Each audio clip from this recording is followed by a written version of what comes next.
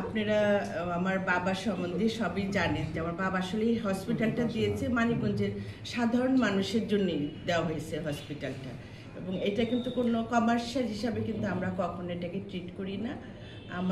আমাদের মানিকগঞ্জের লোকজন যাতে সহজভাবে এবং কম মূল্যে যে সেবা পায় সেদিকে কিন্তু আমাদের এটার জন্য মূল লক্ষ্যটা। সেই হিসাবে আমরা দেখেছি যে মানিকগঞ্জে অনেক মানুষকে ডায়ালিসিসের জন্য দূরে যেতে হচ্ছে। সেই কথা চিন্তা ভাবনা করে আমরা পরবর্তী এখন যেটা শুরু করেছি ডায়ালিসিস সেন্টারটা শুরু করলাম। আজকে আমার সাথে শুভ উদ্বোধন হলো। আমরা চাই আমার মানিকগঞ্জে আশেপাশে যারা আছে তাদের যাতে দূরে যেতে না হয়, সেই কারণে এখানে এটা করা হয়েছে।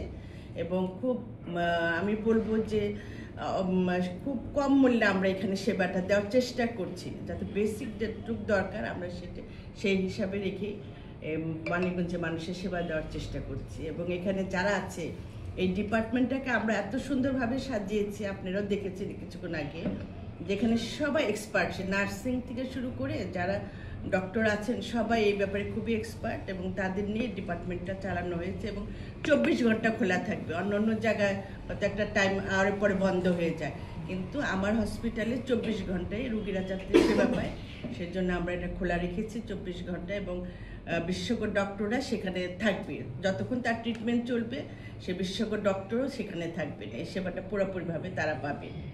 এবং অন্য যেখানে যে খরচটা তারা দিচ্ছে তার চেয়ে আমরা কম মূল্যে এটা সেবা দেওয়ার চেষ্টা করছি। অবশ্যই অবশ্যই, সেটা তো আপনারা দেখেছেন যে শুধু এটা না, আমার এই হসপিটালে যত ট্রিটমেন্ট হচ্ছে সেখানে যারা একদম অসহায় অবস্থা থাকে তাদের আমরা বিনামূল্যে ট্রিটমেন্ট দিচ্ছি।